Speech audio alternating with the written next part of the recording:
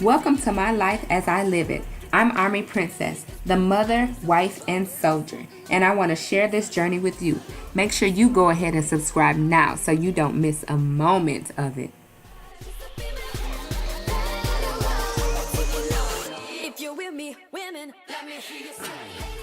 Hello everybody and welcome back to my channel. I am a U.S. Army soldier. I've been in the military for over 10 years now and I love to share my experiences with you all. Today we are going to talk about my daughter's Army emergency bag. That's what we call it. So that's what I call it for her.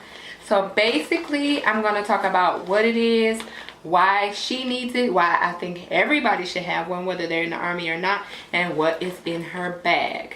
Okay, so this bag is basically an emergency survival kit, not necessarily for her, but for whoever may need to take care of her. So I did a video a few weeks ago and I will link it below. Make sure you definitely check it out, and it just explained what active duty is and then what the differences are as far as being dual military, single with a child, and then married but married to a civilian. And in that video I kind of explained or touched on what is called the family care plan. So in the military, I know for sure for Army, I'm not sure for other branches, but I'm assuming it would be the same for other branches.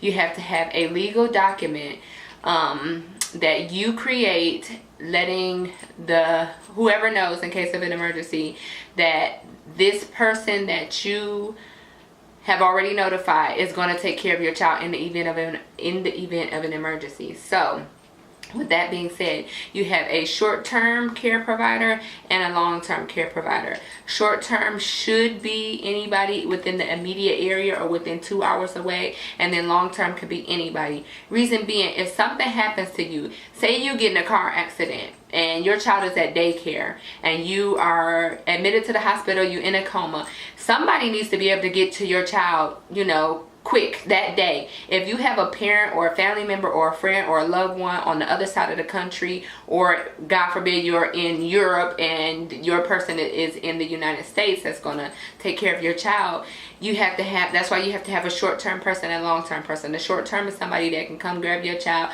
within that day, and then the long-term person may be somebody that's going to keep your child for a year or the rest of your life, God forbid. So in the event that something happens to me and my husband, or my husband is deployed or TDY and something happens to me and we have our designated short-term person come pick up my child, they need to have some items to be able to take care of my child. Of course they could go to the store and figure it all out, but I, being the planner that I am and being as OCD as I am, I wanted to have everything laid out. So basically this bag is a glorified diaper bag, but the difference between this bag and a diaper bag is it has instructions that I created.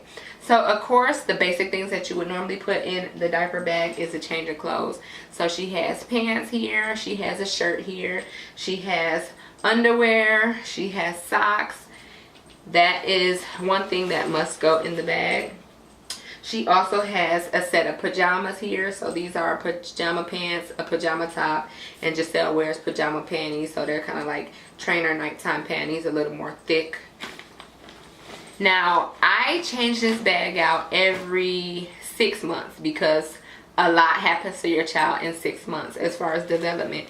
Now, I have things like washcloths in here and baby wipes. I just keep these just because this was like a sample pack of baby wipes that I got. As you can see, it's like a thin sample pack, but it's never been opened because I just keep it in here. I used to have things like a sippy cup, a bib, the baby forks and the baby spoons, maybe some baby snacks that I know she liked, you know, when she was a toddler.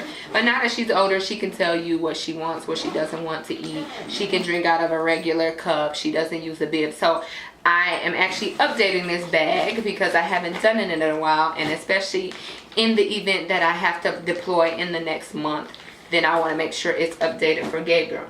Now the main thing that is in this bag is this letter.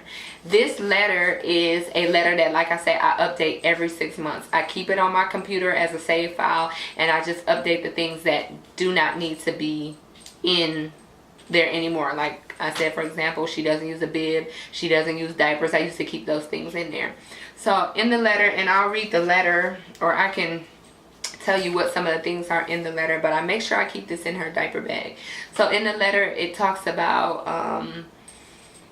who her mom and her dad is. Of course, that person would know. We have a designated short-term care provider, but in case for whatever reason somebody else has to get her, or one of my supervisors or whatever, it just explains who her mom, who her dad is.